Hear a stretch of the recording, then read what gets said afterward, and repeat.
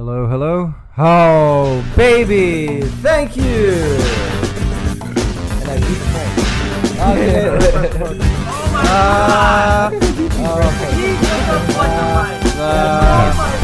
Okay, yeah, because we gotta wait for intro music. Hit that shit,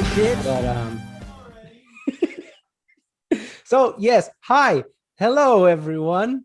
Welcome to the Completely Appropriate Podcast. I am Frank, continuing the conversation with our lovely guest, Laura, and here with my co-host, the other guy, the guy that does most of the talking, the guy that loves talking over people. That's why we can never get through any fucking subject. Anthony. Yes, that guy. Hi, how are you? Oh my god, I miss you guys so much. It's been like Oh, 2 days since you heard us last. Did so you miss long. us? I bet you did. So we're continuing the conversation today with Laura of the Rose. Laura Rose. Yes. The probably one of my favorite guests now because she doesn't make me do all the talking. Yay. So Laura has been on this journey since the army, fighting IBS, and with a husband fighting PTSD, along with life continues. There's a whole bunch of stuff that we go through, and she has found herbalism. There you go. Herbalism. Yes. I almost say it right. Yeah, she is. So she has been studying herbalism for a couple years now, and A very long time. Yeah. well, a very long time, but it's taken the last 2 years for her to put together this little notebook she is about to spill for us. We are very fucking lucky to have this kind of information because, like we were mentioning in our last episode, it's very hard to find this information. I've tried to find similar info without going to a school online, and you have to be so specific with what you're looking for. Yeah. You have to be specific with what you're willing to try. You almost already have to know what you need to use to know why. Yes. And that's why, like, I have been on this journey about plant allies since, oh gosh, maybe 2015, 14. I mean, genuinely, like an actual, I dove into essential oils first. I'm going to make a quick disclaimer about essential oils. I think they're wonderful to smell and to diffuse.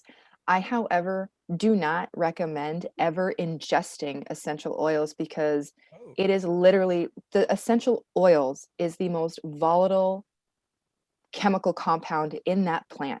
That's the stuff that's going to get you to have a pharmaceutical type reaction.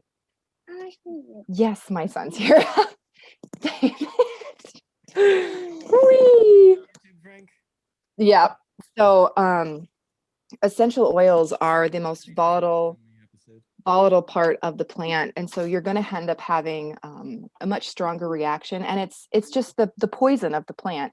It's not a balanced supplement. And I would Hey Tony. And I David and the baby. Yeah. You beautiful bastard. You're I know, so isn't gorgeous. he? Isn't You he? can't hear us. You got the headphones. No, I can't. Thank God, because the kid was. He says you're beautiful. Yes. So while essential oils I think are wonderful for diffusing and for smelling, I don't recommend ever putting them inside of your body because, like I said, it's the most toxic, volatile part of the plant. It's not balanced. It's not whole. And you're going to end up like, I think it is 1 drop of peppermint oil is equivalent to like 50 tea bags. And you wouldn't put 50 tea bags in 1 cup and drink that. I mean, we're talking about it's concentrated. I had no idea. Yes, and that's the thing. I'm probably going to get a lot of hate from a lot of other people that are listening to this that are very into plant stuff. It's so strong. It's so strong, and you don't need that. Like, you're going to do far more damage to your body using an essential oil for internal use. Now, So what about the vapor? Like the vaporizers when you're inhaling the liquid? Like it's still. Now, essential oil vaporizer? I'm thinking. Or are you talking about like the pens? Like a diffuser. Yeah, like a See, pen. Yeah. Oh, yeah. So let's get CBD. I would not. CBD is great. Oh, CBD is wonderful. I know they do make essential oil vape pens. Right. I would not do that.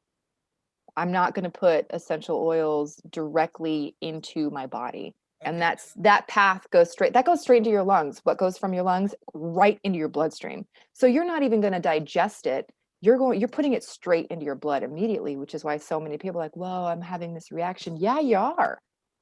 You are, yeah. Diffusing it in the air, it's like I said, it's coming in through your nose. So yeah, you are going, I mean, anything that you smell are particles coming into your body. Right. At least it's getting diluted with the air that. Yeah. So and I just had to put that as a disclaimer. Like, don't go out and buy a bunch of essential oils and start taking them. You're going to hurt yourself. Like, don't. I'm super against it. I love essential oils and perfumes and, like I said, Aromatherapy. diffuser. Yeah, aromatherapy is huge. I mean, put one drop in like a big thing of oil. Like I said, it is so concentrated. You don't need to put like 10 drops on your hand and rub it on your body. That's a lot. Sure, That's a lot. it harkens back to the last episode where we talked about sound therapy. Yeah. You know, it's hitting certain senses in the body, olfactory senses in this case, Yes. auditory senses in the crystal bowls and whatnot. But Yep. it's still reacting to your body in a physical, tangible way. Yes. And the oils are gonna, if you're ingesting them, of course it's gonna do the same thing, except there's no dilution to it if it's going directly into your body. Yes. And that's saying I have a bunch of friends that are very into essential oils and they love to sell them and ingest them, and they prefer that. I don't. And I know that. Well, I'm sorry, go ahead. Oh no, I was saying I know that a lot of people, especially in like the herbalist and even spiritual like kind of communities, some people get really heated about it. And they're not Well, it's holding like space for other people's opinions. So I needed to throw that out there. you could turn everything dogmatic. You know, everything Totally. could be turned into a belief rather than, an idea or an intuition like that. I hate beliefs so much. It goes back just like dogma. I use the right word. Hmm. Dogma from Kevin Smith movie. Yeah, Yeah, I it's know what you're talking about. that's the exact point of that. Anyway, Yeah. moving on. So, how do you feel about smoking when it comes to like people that aren't smoking tobacco necessarily, but you get rose Catnip is great. cigarettes. You can smoke Can you smoke catnip. catnip? Oh, absolutely. Don't buy the stuff from Petco because it's going to taste like shit. Grow it yourself. Or you can buy catnip from really awesome herbal websites like Mountain Rose Herbs. Oh, I recommend them 110% for Now, anything. but why catnip? Catnip has the same type of relaxing effects as marijuana. You are kidding. No, you can smoke catnip. Totally legal. Yes. Also, a tea called Blue Lotus tea, which is actually illegal in Louisiana. No, we're not glossing over that. I'm a little pissed off about this. Catnip. Because Catnip. do you know how many hours I spent as a teenager searching the web for legal alternatives to marijuana? Catnip. And that never came up. I had the nutmeg come up. You have banana peels where you scrape them. Banana peels. I don't know about that one, but I've heard that. I've heard that. Heard it, yeah. Oh, speaking of smoking banana peels, on a whole different thing, black clove cigarettes, or maybe it's just clove cigarettes, but Clove. cigarettes. Clove cigarettes. Well, the black They're all dark. They're all that dark, yeah. they always tasted like banana peels to me. Really? Yeah, just Hmm. just something that came into mind. Nice. Mugwort is also really good to What did you smoke. call me? Mugwort. I am not a mugwort. I am a Mugwort. Hufflepuff all the way. Now there, and I want to also be super clear. So if you do smoke mugwort, it needs to be for a very short time. Because long term it can have, I cannot remember, I think I was doing my classes. Mugwort needs to be used for short periods of time, not for long periods of time. And that's another thing in herbalism that you need to be aware of, is if you're going to take and use any sort of herb medicinally, you need to make sure that what kind of the time limit is for ingesting. Mugwort can have long-term effects, and it can, I think, start making you nauseous. And Mugwort also gives you really intense dreams. So if you want to do some visioning, if you're doing want that. deep meditations and stuff, Want that. you can burn Mugwort as an incense, and that'll help. You can drink Mugwort tea, you can smoke it. What? Oh yeah, you'll get Oh my God, I'm intense getting a whole generation. visionary vision dreams. You will like speak to gods and ancestors. I'm not even kidding you. Like, it's pretty Are you intense. trying to get a whole generation of kids high right now? This is going out. Yes. You're letting everybody know. I'm spilling all the secrets today. That's amazing. Well, Yes. You had to pay to get this knowledge. I did pay to get this knowledge. And there are other schools, like actual accredited schools, that will take the GI Bill. There are schools for herbalism that will take the GI Bill. Let me say that one more time. You have no excuse. If this is something that you want to do, and that's the thing with herbalism, with these courses, you will be able to have, a certification that you have done these classes, that you have this knowledge, and you can open your own business. You can start to treat people with confidence. And I think I've been studying for 8 years before I even got comfortable enough to give my kids an herb or my husband an herb, because I wanted to make sure that I was doing this right. Right. And Blue Lotus is also really good. It has a very similar effect to marijuana. It is illegal in Louisiana. And the FDA says, oh, warning, it's so bad for you. You'll be fine. The ancient Egyptians used it as like a party thing. So Blue Lotus tea, my husband and I have tried that. It was awesome. It was awesome. What was your experience? It was a lot like being high. It was a lesser intensity, but it was a lot like it was very relaxing, a little bit kind of mentally euphoric. It was great. All of these down. Please do. And we're gonna administer this stuff to Frank. Do it. Catnip. If you want, I really recommend Mountain Rose Herbs. I've been to their store. I've used them since the beginning of my herbalism journey. Mountain Rose Herbs. They're based out of Oregon. They're amazing, phenomenal. All their stuff is organic and non-GMO. So you're getting,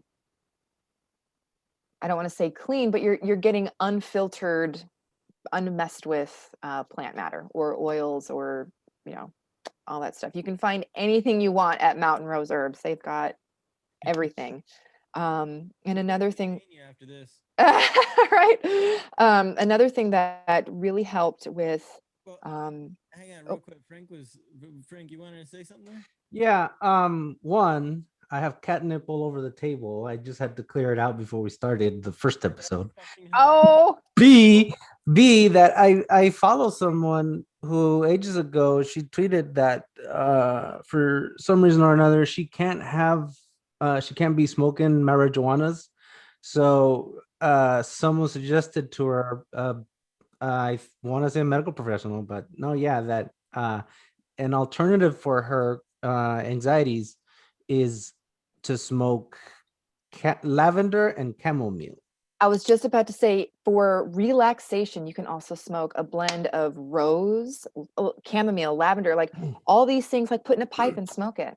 That's going to be great for relaxing. If you want a high, more of a high, like a body euphoric high, not just for relaxation, go for a little bit of the mugwort, go for the catnip, go for Blue Lotus. Gotcha. And I recommend doing those if you're going to be doing mental health work, if you are in a place that you are stable.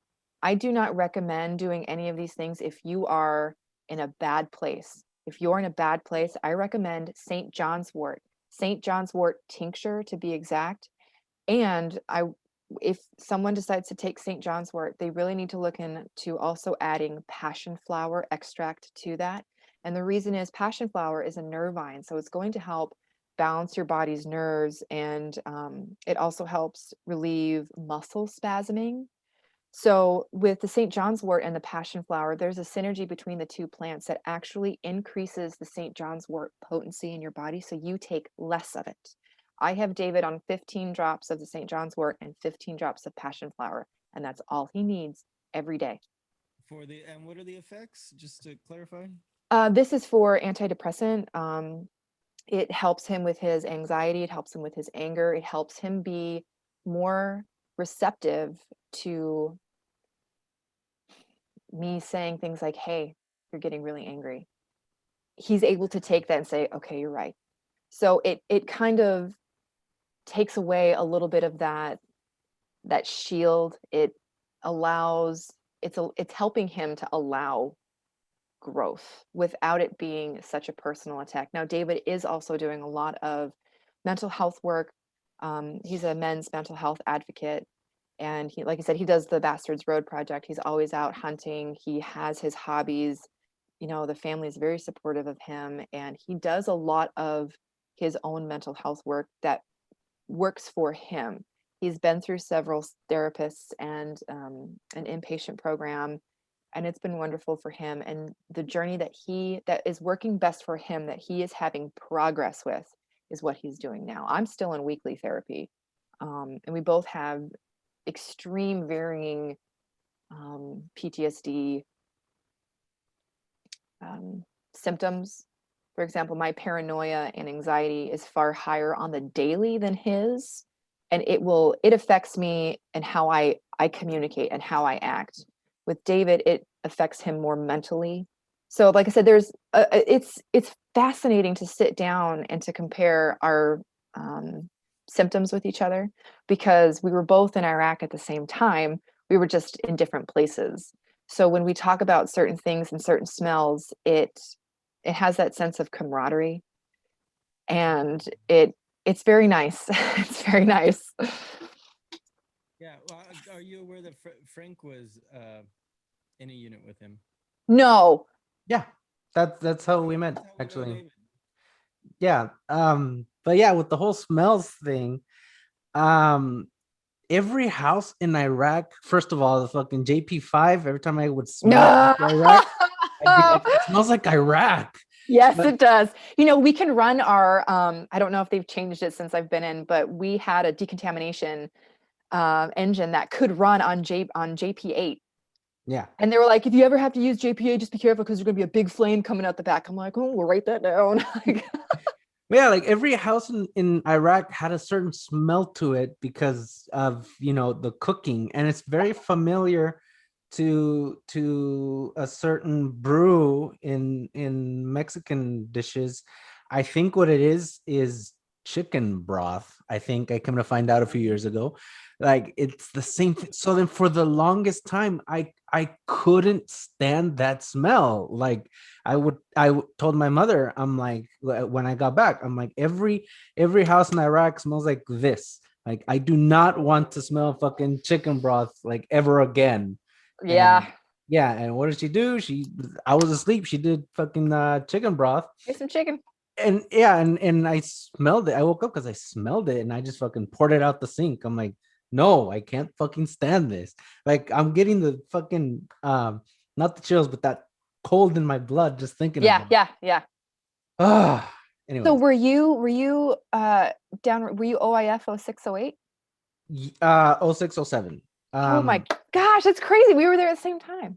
Yeah, yeah. That's And amazing. yeah, I was in Ramadi with our unit 2-4, and Okay. then David was sent off. Well, you probably know about this, so Yeah, just to yeah, recap, yeah, yeah. David was sent off to do secret squirrel stuff. Secret So squirrels. Yeah. Yeah, he's my little secret squirrel for sure. That fits him perfectly. By the way, I don't think we mentioned Laura was in the army. You want to?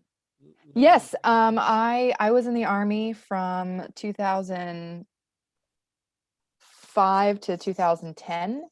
I joined as a chemical, biological, radiological, and nuclear specialist, which is a Jesus. 74 Delta. I think it used to be a 54 Bravo. Um, so I did that, and then after I got out of AIT, I was at Fort Leonard Wood for 6 months, OSET. So it's the one station unit training, and I get to Fort Hood. Yay. I asked for Korea and Egypt. They're like, nah, Fort Hood. Thanks for that. So I get to Fort Hood, and the guy that picked me up from the holding bays took me to the aviation unit. So I was supposed to go to 1st Cavalry, the 1st Cav Division, 1st Brigade. He took me to the 1st Air Cavalry Brigade. So I'm there for 5 days, and they're like, we don't have any of your paperwork. We'll get you all logged in. I'm like, okay. And then all of a sudden, I think it was G3, they're like, we've been looking for you. And we were about to mark you AWOL because you were supposed to be at 1st Battalion, not 1st Air Battalion. I'm like, holy shit, I've been here the whole time. So they kept me in Air Cav, and I really didn't want to. They kept you there? They kept me there, man. I was so upset. I really wanted to go to 1st Brigade. I really wanted to go to 1st Brigade because they had the Lima units, the chemical vehicles. Like, I was super excited. And I didn't get my Lima training, but they were going to put me into Lima. Yeah, Like anyway. lab units, right?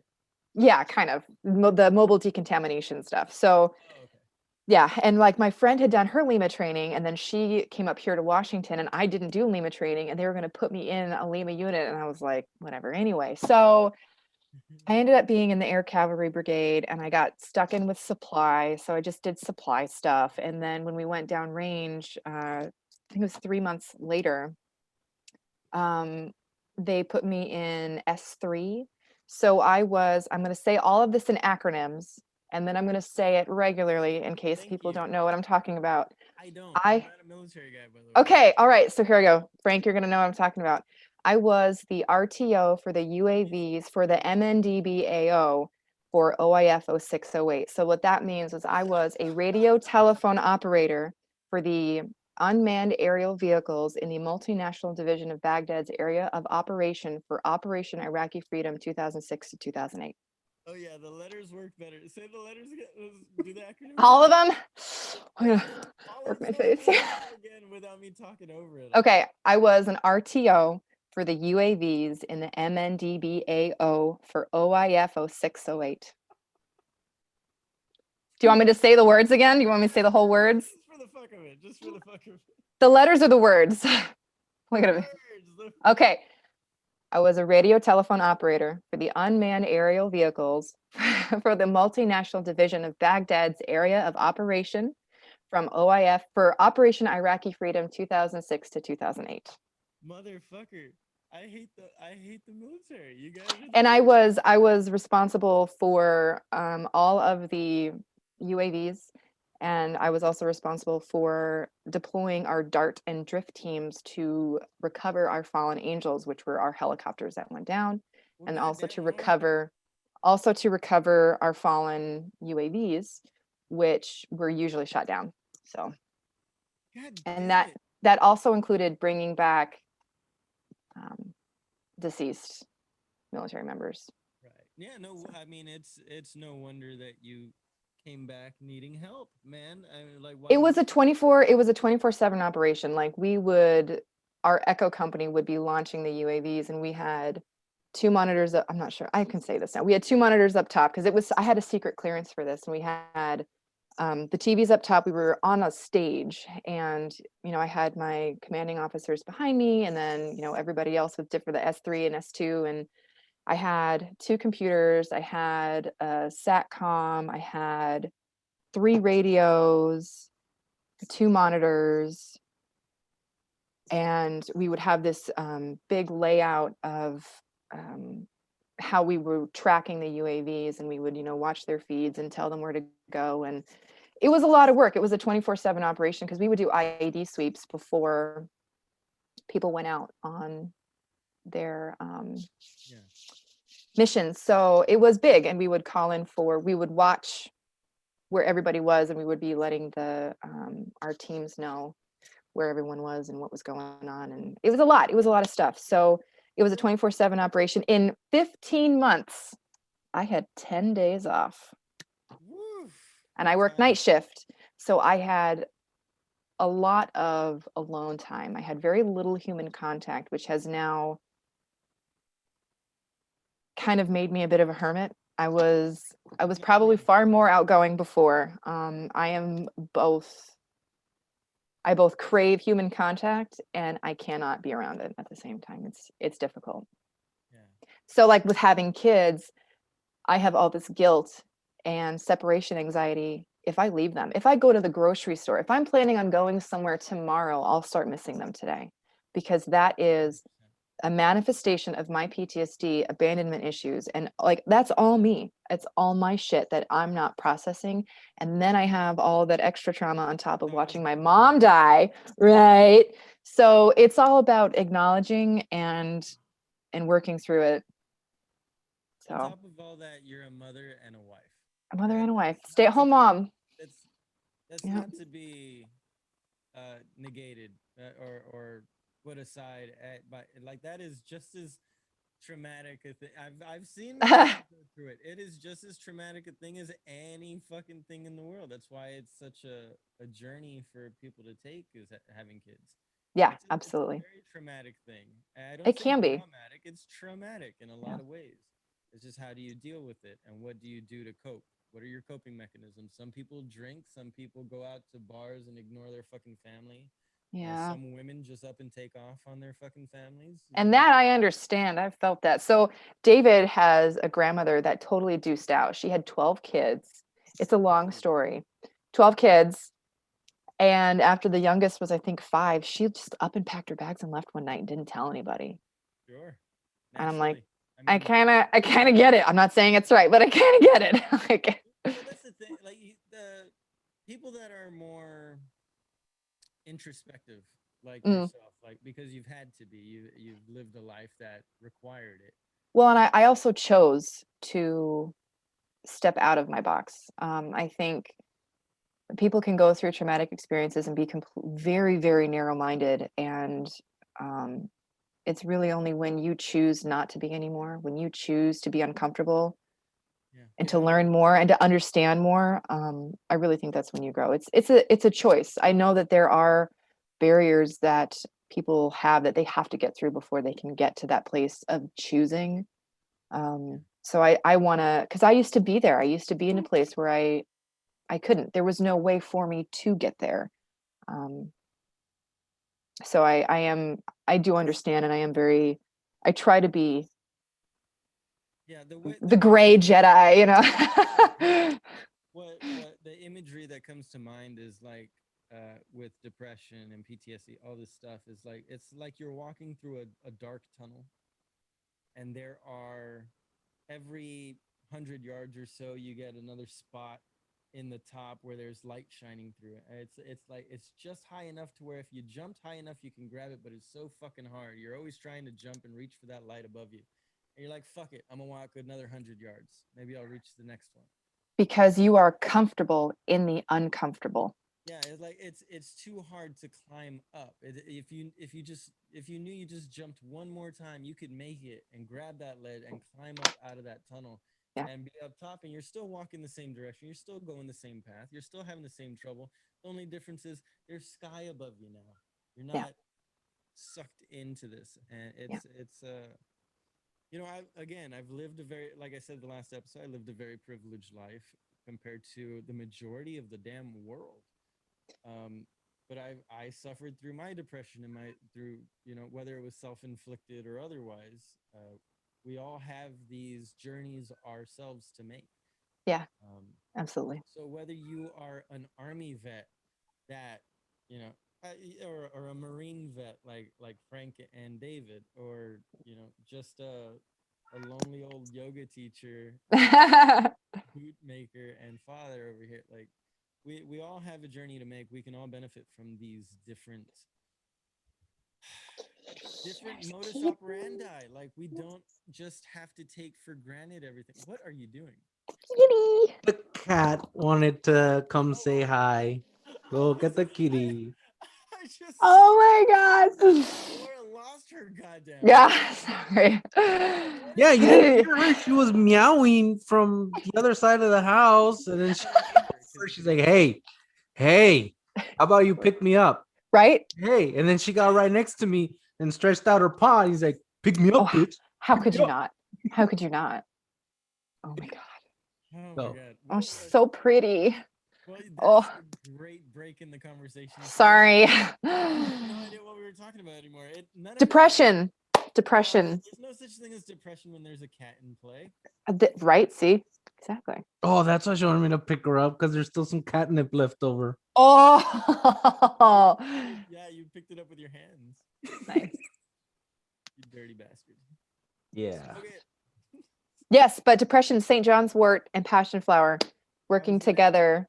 I was gonna add, so now let's work with Frank a little bit, get him back into the Yes. conversation. Frank is Yes. having trouble losing weight. No, I'm not. Okay. Yeah, Oh. you are. No, I'm not. Yeah, you are. I'm not. Yeah. You want me to have trouble losing weight so we can talk about it in the Oh. podcast Oh. Look at about fitness yourself. and all that bullshit. Look at Mm. yourself, Frank.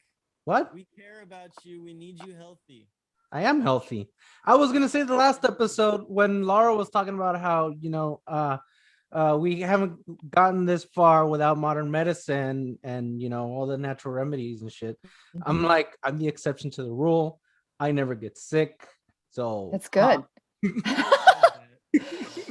That's good. No, that's wonderful. I mean, like, like people with cancer and broken bones and, endometriosis, heart conditions, stuff like an herb isn't going to help this. I mean, it can to an extent, but without modern medicine intervening, we're not going to be living fully healthy with people who have chronic illness or a very severe disease or sickness or illness. We wouldn't be where we are without modern medicine. Yep, modern Yeah. medicine. Yeah, Yeah. yeah, because like my parents always tell me that when I was a baby, I was always getting sick.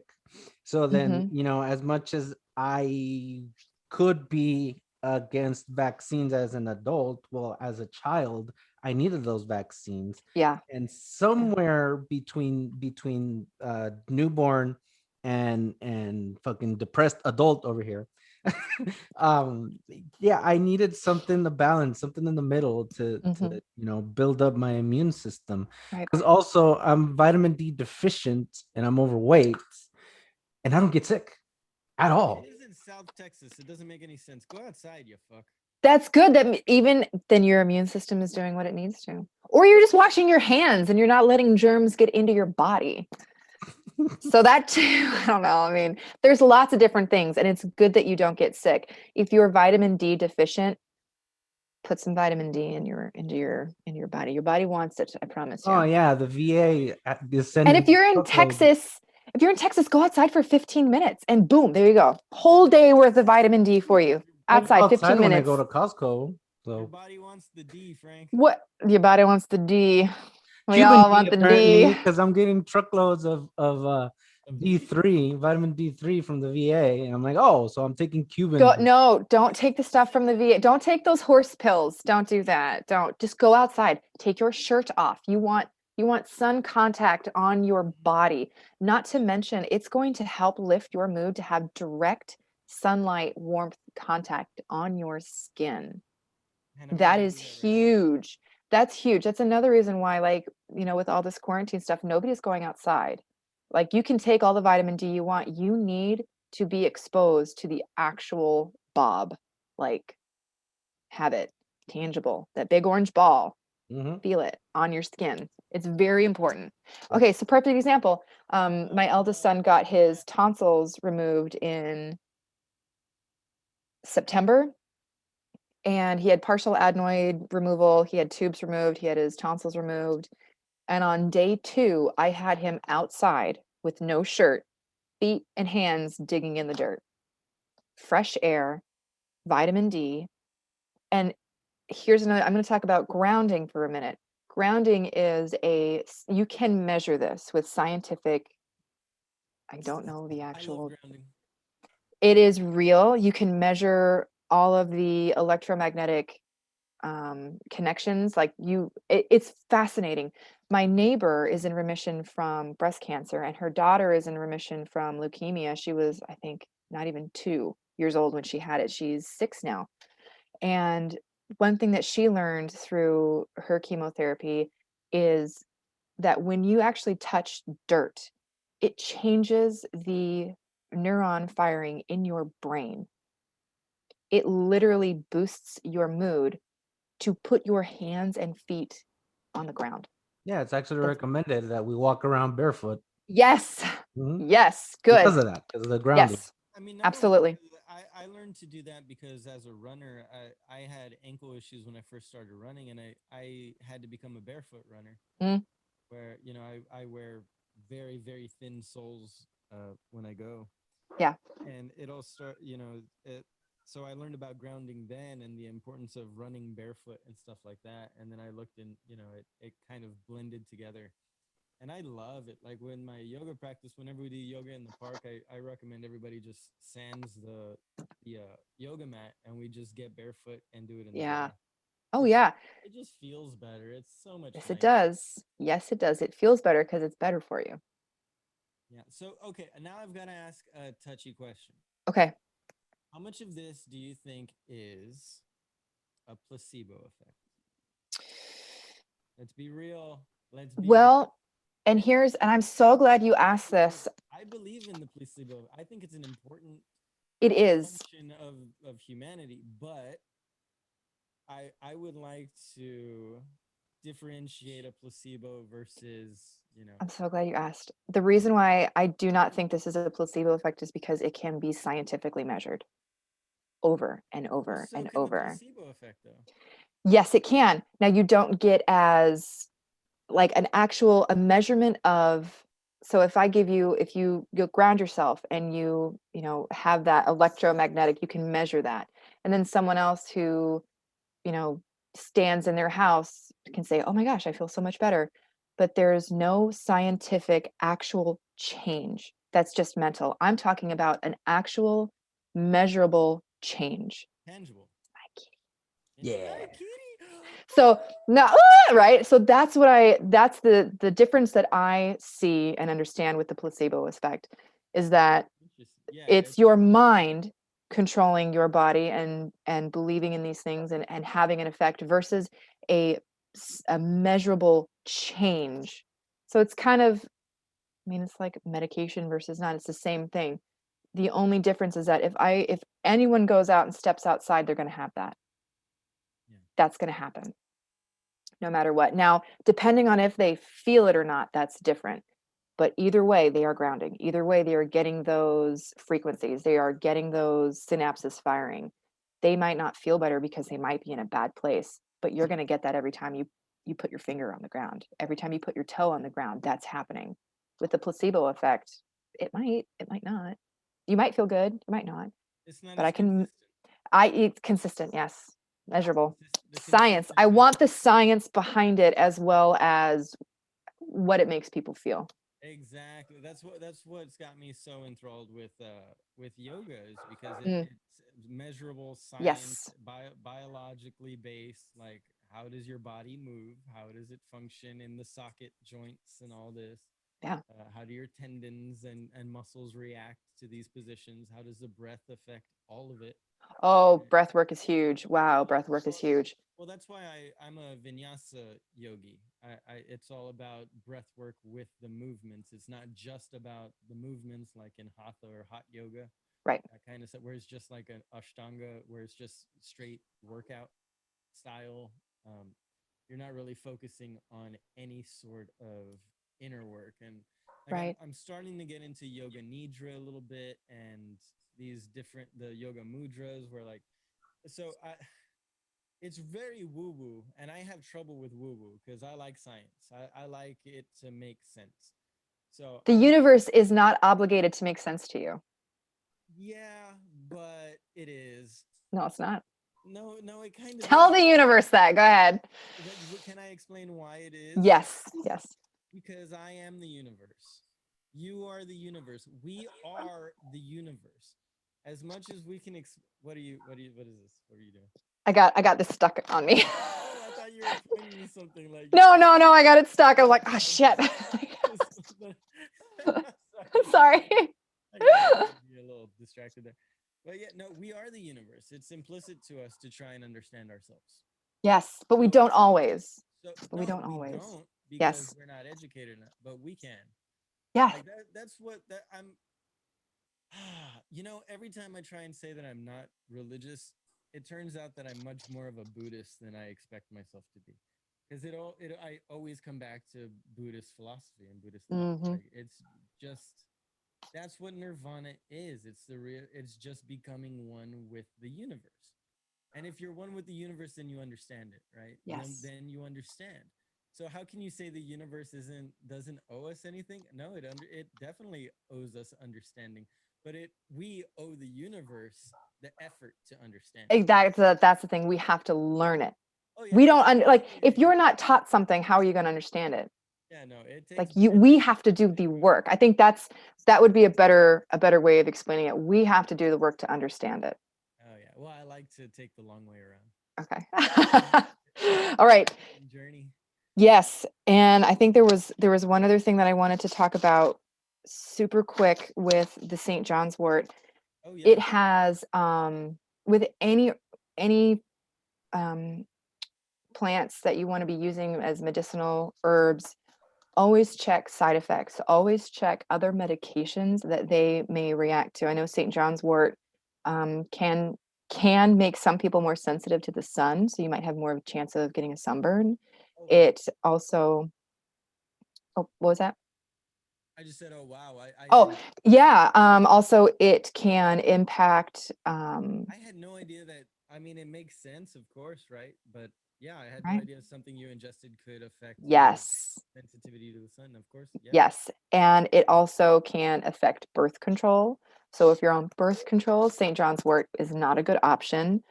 St. John's wort is also really amazing at treating cold sores and the herpes virus in general. So if you have an outbreak, Right, there's that. whether it's of a cold sore or genital herpes, St. John's wort is really going to be your friend, whether it's to take tinctures or maybe to place a little bit of a St. John's wort balm on the affected area. I'm only familiar with cold sores. I'm not familiar with genital herpes. So that might be something, if anyone has that, to really look into an in-depth treatment to facilitate, like to use on top of prescription medications with St. John's wort to maybe help just Yeah, kind because of relieve some irritation or pain. yeah, ask your doctor, of course, Yeah, if you're taking any medication, make sure it doesn't react with it. But yeah, it's yeah, always good to have something that you could use in between the treatments. You know, if you're yes, taking a medication, you can only take it once every 6 hours. Well, what about those right, 3 hours in between where it's not quite fucking working anymore? right, yeah, exactly. Also, oh crap, it was about the St. John's wort. Not to take it while you're pregnant. And it can have an effect depending on how much St. John's wort you take. I read one peer-reviewed study of a woman who was taking copious amounts of St. John's wort for a very long time, and then she had surgery, and they were having a really hard time waking her up from anesthesia, and she was like moaning and grimacing in pain, and it took like 2 hours for her to wake up from anesthesia. So they recommend, if you are taking St. John's wort, to stop taking St. John's wort 48 to 72 hours before an operation. So any kind of medicinal plant that you are using for treatment, I mean, any plant that you're going to use, you got to do some research on it. And it's as simple as just Googling. Make sure that whatever you're going to take, it's going to actually help you long term, and what the boundaries of that plant are. I mean, it's the same way for any type of medication that you're on from a doctor. You know, like I know that the Depo-Provera shot, the birth control shot, after a year can start to affect your bone density and the calcium absorption in your bones. So a lot of women that end up having the Depo shot get osteoporosis. Oh, So I mean, it's a lot, right? There, yeah. I know you guys are like, "What?" Looking at your faces. No, well, I mean, So you're because it always sounds so good, right? Until it you does sound realize good. It sounds everything really has good. limits. There's always a point of Yes. diminishing returns. Yes. So it when you do take St. John's wort, David was taking it every day for about 8 weeks, which is what I really recommend. And then um, he would just kind of take it when he needed help during the day. This is not to replace a prescription medication for mental health. This is a Supplement. tool. Yes, it is supplemental. It is something else that will help you.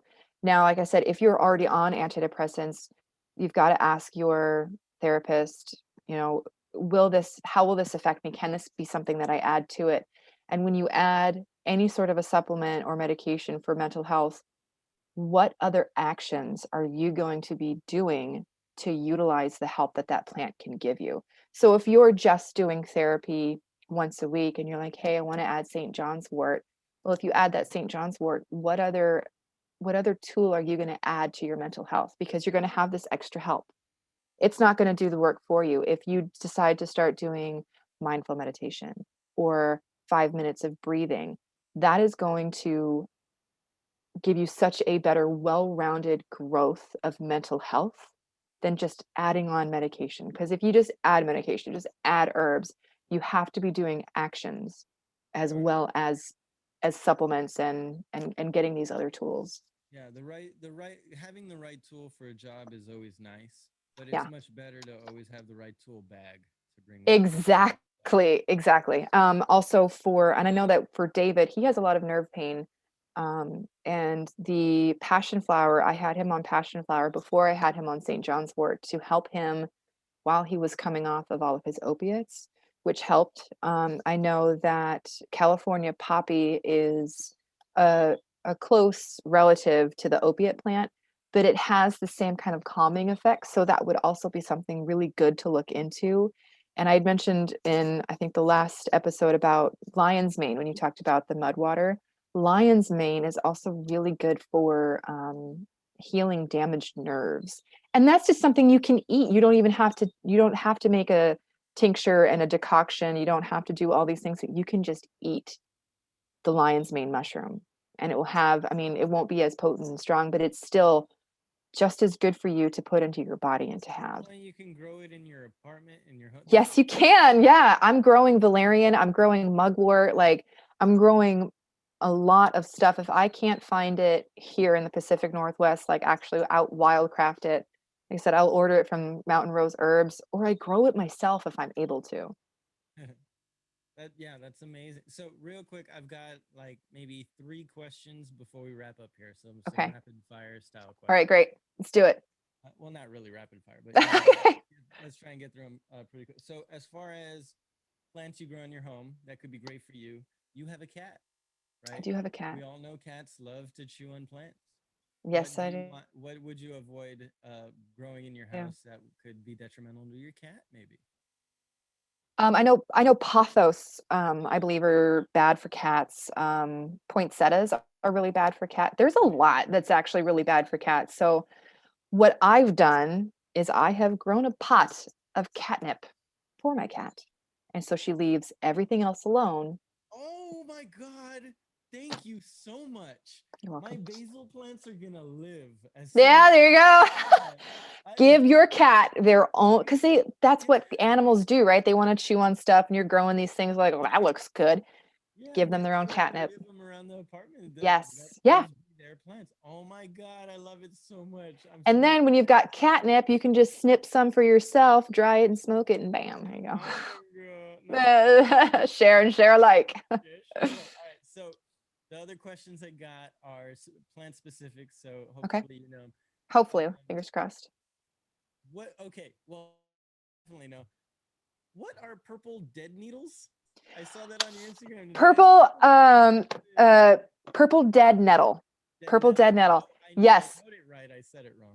purple dead nettle. In fact, I actually pulled it up just in case because I was like, I bet he's going to say something about it. So it's an astringent, a diuretic, a diphoric. It's also an anti-inflammatory, antibacterial, and antifungal. You can crush up the leaves like a pumice and put it on a cut if you want. Now you can also dry the leaves and make them into a tea. You can tincture them. You can make an elixir from them. You can do an infused honey. They're great. Wow. Oh yeah. Oh yeah. A lot of uses for And that. the entire part of the plant is edible.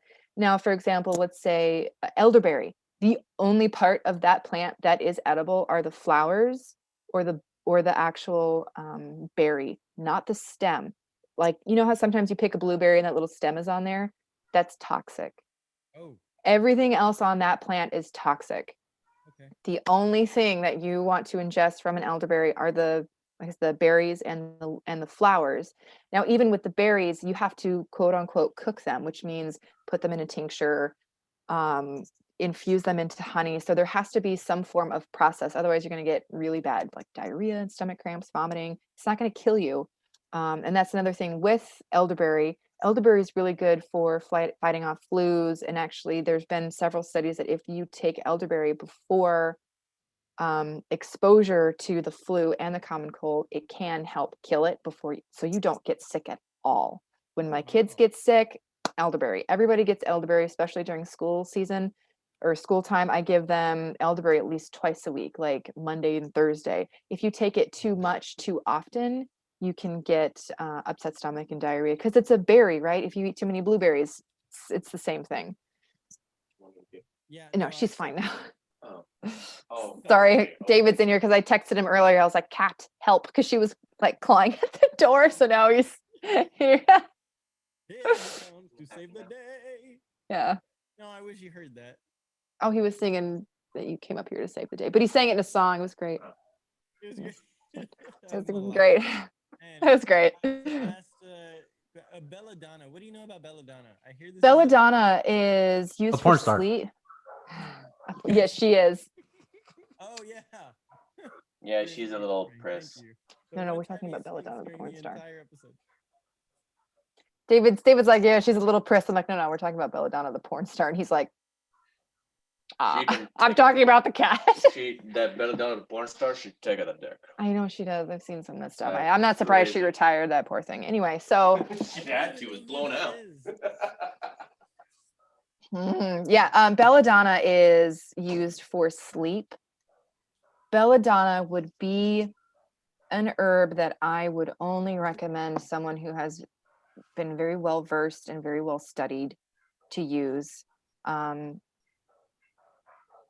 That one is kind of dangerous. A lot like poke root. A lot of people want to use poke root because it's an amazing antibacterial. Like if you had strep, this would cure it. Like it's amazing.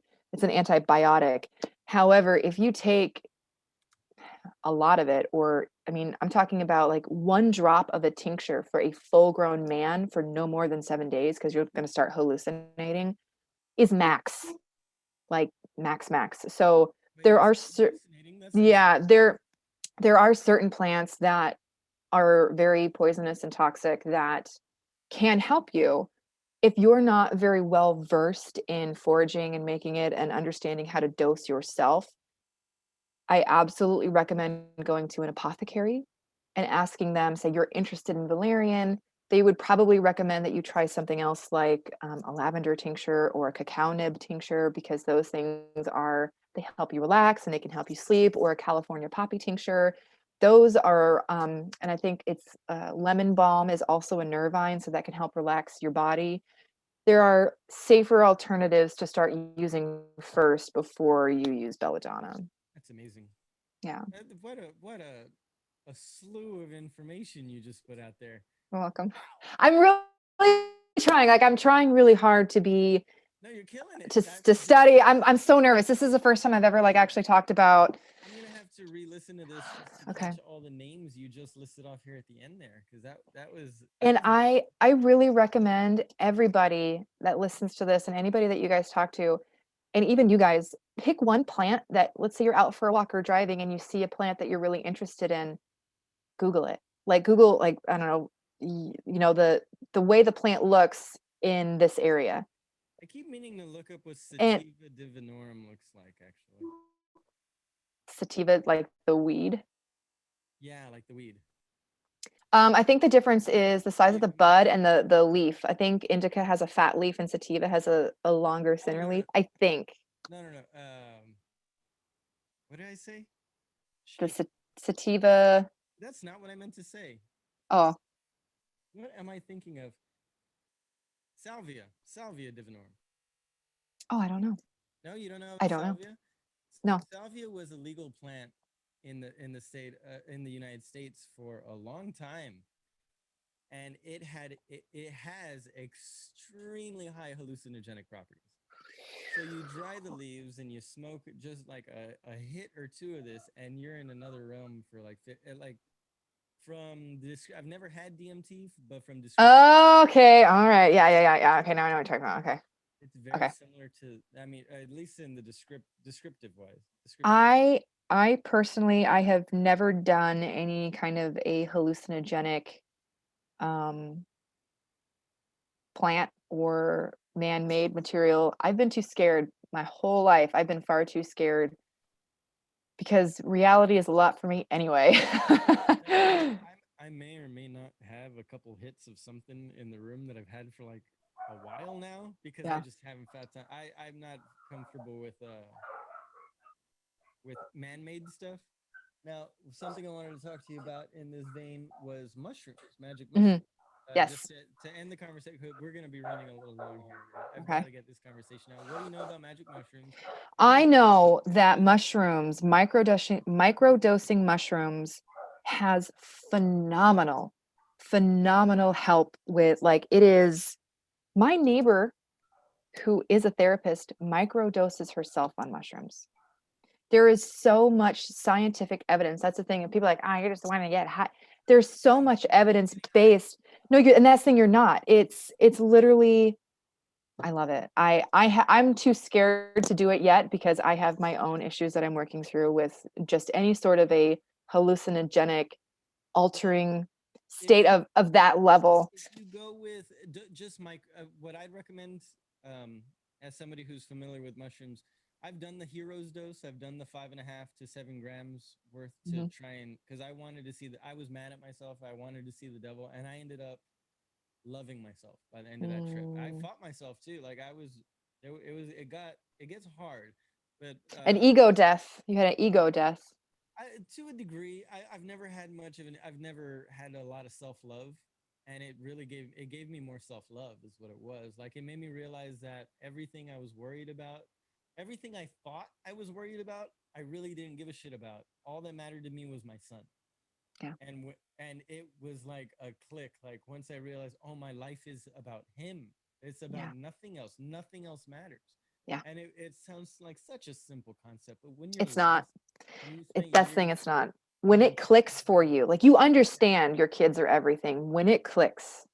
Yeah. I mean, When and it was there, when he was born. Oh yeah, absolutely. It wasn't there to the degree where it made me feel good about my position in I still felt like the kid that happened to have a kid. It's interesting you say that, because that is actually very specifically trauma related. When you have a trauma event as a child, it can actually stunt your certain parts of your emotional development. So when you feel like you're a kid being an adult, that's because you stopped emotionally growing at that point. There was a trauma there that you haven't been able to move. I have felt like a 17-year-old most of my life, and it wasn't until recently that I started to feel confident as a 34-year-old. I still don't feel like I'm 34, but I don't feel like a lost, confused 17-year-old anymore. Yeah, it was only. But that is a very common, very only, common. It's only within like the last year or so that I've finally come into like a real solidification of being fine with me. Yeah. And now I'm just having a fucking good time. Now it's good.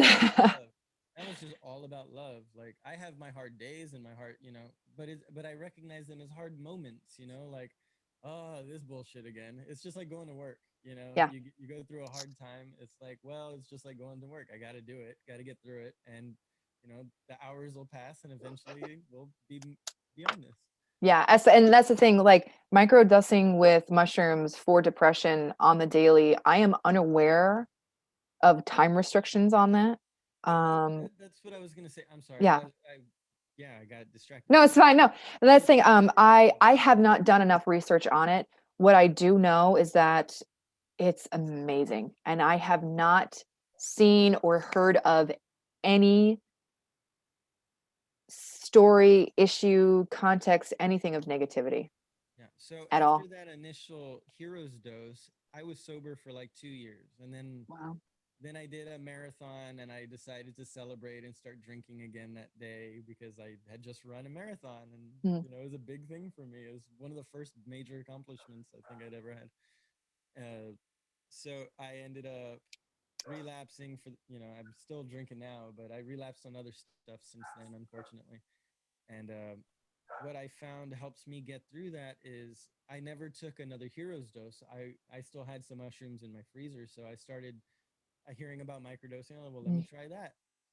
And once I got it dialed into the amount that I could take without feeling it, right, I realized that I could do that for 3 days. If I take just a pinch, just a microdose in the morning for 3 days, I will very, very, in a very real way, start to notice a difference in my attitude, my waking and sleep cycle, my I think biorhythms. it opens up certain parts of your brain. Yeah, but for 3 days, that's all I do. And then usually after three little pieces, I wouldn't touch it again for months until I felt like things were getting a little out of hand again with my Right. mentality or whatever, Right. and I'd microdose again. And now I'm out, so I Oh, yeah. gotta figure that out. But I just microdosed like I think 2 or 3 weeks ago I finished what I like 2 weeks ago I think I finished what I had.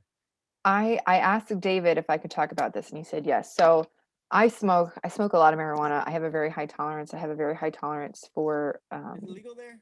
yes, it is in Oregon. We're in Washington, not Oregon. We're in Washington. Lucky for you. It's very, very legal. I can just go down to the dispensary and buy all the weed I want. It's fabulous. Hey, fuck you, catnip. Yeah. I have a very, like I said, I have a very high tolerance for anything. I mean, granted, this probably isn't the best example. I had surgery done at Darnell Hospital on Fort Hood. I woke up in the middle of the surgery, like sat up on the operating table, like, and ever since then, I've had to tell doctors whenever I have surgery, I've woken up. Yeah, you have That is reflex. something that it takes a lot. It takes a lot for anything to, because my anxiety and my fight or flight is so And high constantly. when you have that tachycardia thing, No, that will come and go on its own. That's a totally different I heart know that related wouldn't issue. have any That's effect on no.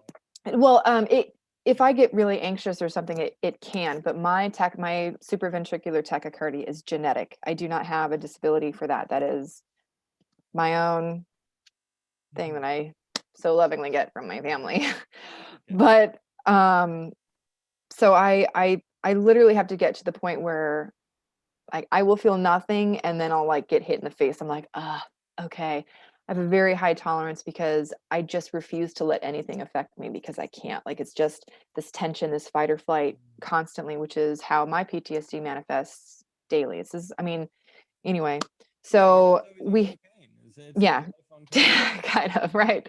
So we have some friends that were like, have you ever dabbed? I was like, no, I haven't, but I want to because I have to smoke so much. And I would take like 3 of the disposable carts at once and I could smoke Oh, yeah. 5 or 6 times. So I would smoke a half gram cart in a day. So my tolerance was really high. That is And really high. I it mean, is. that's proper quality out of a dispensary. Like Yes, it is. Yeah. And that's the thing. I'm not using this to just like feel in high. Texas, I know people get carts. Oh, those carts suck. They don't do anything. And like, well, you're getting fucking Yeah. something that someone cooked in their bathroom. Yeah. So, yeah. Cart.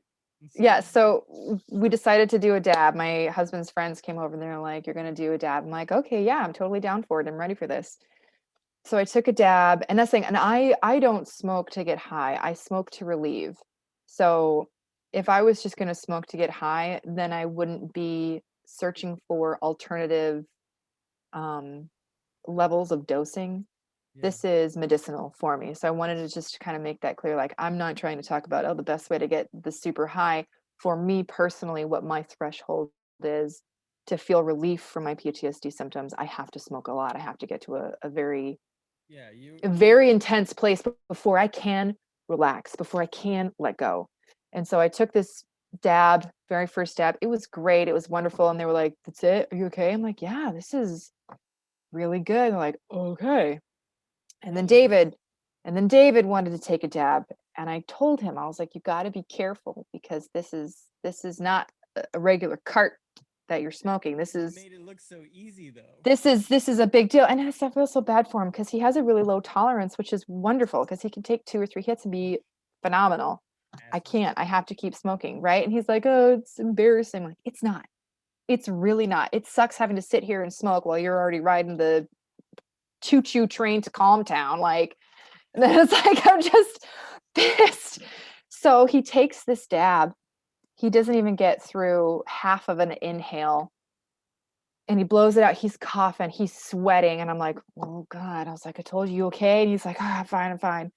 And he starts kind of like mannequin walking around the house. And I'm like, you doing okay? He's like, yeah, no, I feel great. Oh, I think I might have fucked up a little bit. And I was like, yeah, I think you might have.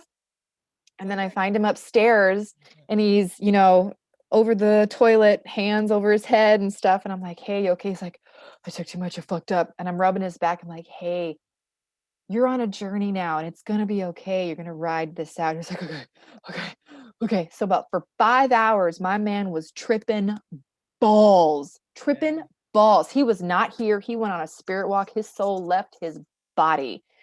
And so after about 5 hours, he kind of came to and he came downstairs. I'm like, hey, how you feeling? He was like, hey, buddy. Right. And I kept checking in on him occasionally to make sure he was still breathing and all that stuff. And he came down and he looked at me and he was like, I went on a journey. I was like, yeah, you did. Yeah, you did. And he was like, I talked to my dead grandfather. I was like, holy shit. So he was talking to deceased ancestors. Like he went on a journey, like did a ton of stuff because he took a dab. And and he's been completely different since then. I mean, completely different. I'm gonna have to take a vacation soon and go visit you guys. You 'Cause are. I need some of this yabba dabba. You doo. are dabba dabba do. And that's the thing. And we have a really big jacuzzi tub in our bathroom, and I just painted it this really pretty blue, and I have twinkle lights and garland and everywhere and plants. So it's a very sacred space that I've created in there. So he was able to have this journey in a safe place, in a comforting place, in a familiar place. And I knew where he was going because I'd accidentally been there before when I was in my late teens, smoking weed, in high school. Everybody does, right? And so we were talking. No, what? I What? smoked a retarded amount of weed. I mean, I've gotten emotional, but I've never gone to like another plane of existence. Oh yeah. Oh yeah. I've done. I mean, maybe Oh it's yeah. just because I do the South Texas shit. I need to get Maybe. proper. And so he was talking the other day. He was like, I think I might want to do a dab every 6 months. And I was like, it's funny you should mention that because when you were drinking, you would go on bingers between every 3 to 4 months and 6 months, like that clockwork. You would go for a binger. I'm He about wouldn't the same come. way, yeah. He wouldn't come home. He wouldn't answer the phone. I mean, no, it was bad. I'm not going to get into details because that's private. That nobody needs to know about the stuff that happened back then because he's not that same person. Yeah. It was Absolutely. bad though. I mean, it was bad. And here's the thing, I stuck around because I knew that he had the potential to be this man right here.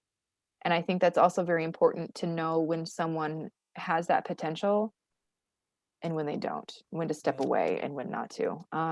Oftentimes, the sports car's potential oftentimes depends on the type of gasoline you put in it, right? Exactly. And that's what I'm saying. Like through him, you were the right gasoline for him. You were the yes. fuel he needed to become the high tuned performance vehicle that he is today. And Frank, I don't know if you know David very well. I'm assuming you do. You know that it wasn't easy to get David to do anything that he doesn't want to do. So he fought me, kicking and screaming through all of it. Yeah. Yeah. Sounds about right. Yeah. It wasn't like, oh, maybe you're right. It's like, watch me. It's like, do you feel good now that it failed? Do you feel good? You can try this now? Okay, let's do this. Right. So you feel good? You feel good about what you've done? No. You're so great. Well, we've been And way too long. oh, okay. I can't let you keep talking. You Okay, talk I'm too sorry. much. Okay. Quiet. Go. Be a wife. Oh, this is completely inappropriate podcast, everybody. This has been Laura, one of the most informative guests. I think, Frank, I'll give you 2 seconds to come up with something to say. Okay, so You're out of time. So this has been a completely inappropriate podcast, everybody. I've been Anthony along with Mr. I'm glad you cut me off. I am Frank. And remember, you can find us at completelyinappropriatepodcast@gmail.com with any comments, questions, concerns, or suggestions for guests if you care for them. CI Podcast on Instagram, Completely Inap with 1P on Twitter. Find us at BitChute, YouTube, and wherever you find us, you found us. If you found us, you get a cookie, just not from us. Go find one, you fucking cheap bastards. Much love to you guys. Frank, what do we tell the lovely listeners? Be excellent to each other. Say that. No, I already said it. I wanted it because I'm ending it really fast here just because we've gone so long. But I do want to say thank you, Laura. From the Thank you bottom for of my having me. heart. I'm glad I could. I hope this reaches somebody. I hope they do some research and Oh, start no, their nobody own listens journey. to this. Nobody listens to this. This is just for Nobody? us. Oh, But okay. we'll put it out there in case All anybody right. wants to. Okay. You can tag it, tell your friends. Tell I your will. I absolutely will. All right. Well, much love to you. Thank you so much. Any last thing you want to say to the people? You're worth the work. You're worth the work.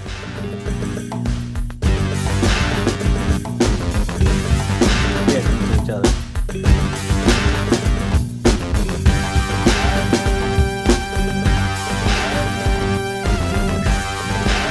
Bye, Frank. Bye.